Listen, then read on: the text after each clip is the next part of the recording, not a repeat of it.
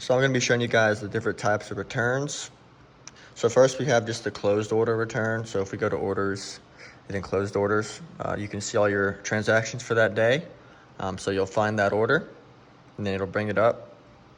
From there, you will just hit this return button right down here. And then we can select what they want to return, if they want to return just one or both.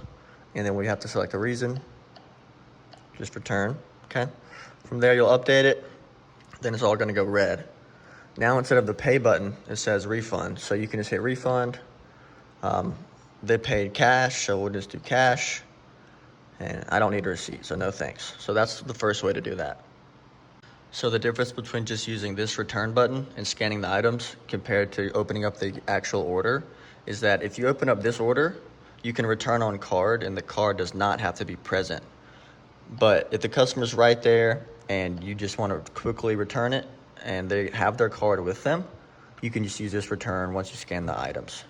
I do not recommend using this one because this one does not put it back in inventory. This one is just like, hey, I'm gonna refund you and you can keep the alcohol. So I do not recommend using this button.